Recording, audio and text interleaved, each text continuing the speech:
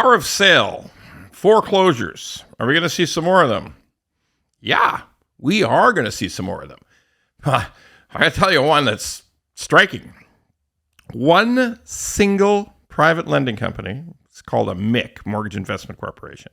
One single mortgage investment corporation has filed 27 power of sales in court in Ontario in the last 7 business days. Holy crap. That is big. All right. So who is it? Yeah.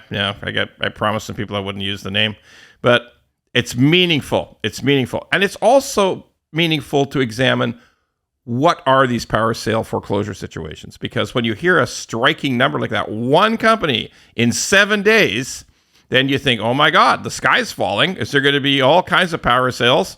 What's going on here? That sounds awful. All those foreclosures. Okay, let's break it down. There will be more power of sale actions, more foreclosures, more owners will lose homes to their lenders in 2024, probably than the last 3 years combined. But it's still not a massive number. And also, really important, before everybody jumps to the conclusion that, oh my God, the banks are in trouble. The banks aren't in trouble. Let me give you an interesting statistic. I've talked about it before. I talk about it all the time.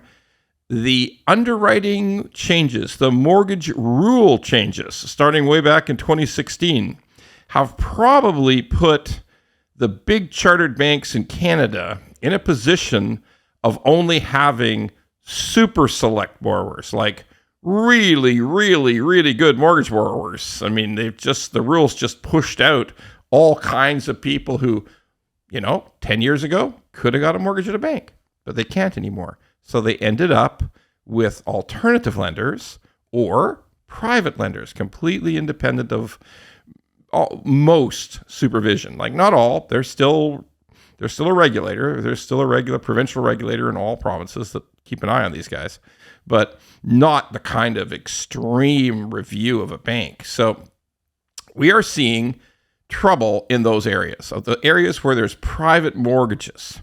So what should we be thinking about? Not so much trouble for the banks, problems for these private people. How does that impact on us? Well, not much, because the truth is a private lender, a mortgage investment corporation, is just that. They are on their own. They're using investor capital. And yes, there may be some investors get touched up. That has not happened yet. I don't want everybody to start in private mortgage world, start thinking that all the MICs are going broke. They're not. There's a big difference between mortgage investment corporations. Some are much bigger, more conservative, more careful, and some are a little bit dicey. And so some people may get touched up. But I don't really think some of these mortgage investors who put their money into these MICs are going to get in too much harm. But hey, the jury's out. So why is it happening, and who is it happening to? All right, the who is probably the most important thing. When I look through these filings, when I think about these houses that are being offered on power sales, in other words, that's the idea that the court is awarding the home to the borrower because the borrower hasn't paid.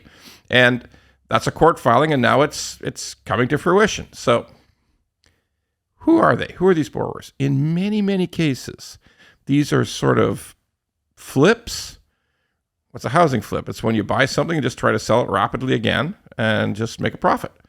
You're not moving in. You're not particularly living there. It's not your plan to make that your forever home. This is just like a investment guess or an investment effort, and not even as sophisticated as a long-term rental. It's not even that. It's just, I'm going to buy. I think the market's rising. Maybe I put a lick of paint on it.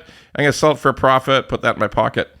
So a lot of these foreclosures and power sales are these kind of properties. And there's also like sort of renovation flips. Like I'm going to do quite a bit of renovation, not just a lick of paint. I'm going to put in an IKEA kitchen. I'm going to tune the place up. I'm going to put in a better bathroom. I'm really going to make it look sharper. And then I'm going to sell it. Well, that's not working. I mean, particularly for people who bought like a year ago or 2 years ago, or geez, it's just a catastrophe. Values have fallen. We're going to do some more videos on that, but values have fallen, and these people, what happens is they got private financing to begin with, because they weren't just going to move in. They weren't that type of normal borrower. And now the whole project has gone awry. So should we feel sorry for those people? Maybe, maybe not. I mean, if you're going to try to do speculative investments, or you're going to try to do something that's really dependent on the market going up and the market goes against you, well, there's a little bit of a touch of Las Vegas there, right? So we just can't feel a lot of sympathy for those people. And that seems to be where the bulk of the problems are. People who didn't buy a house to live in, people who bought a house as a kind of an investment, a flip, a renovation, a something, those are going wrong. And that's also a reflection of some of the values are falling in parts of Ontario and British Columbia. So should we worry about it? Maybe some of the people who invested in those mortgage investment companies should worry about it. But right now, it's not looking like the general public. It's not looking like people who just bought a house to live in. Not looking like that, but it's interesting that this is happening at this kind of rate this soon in the year. Wow. If this kind of trend continues, it really will be the record for power sales and foreclosure in Canada this year versus many other years.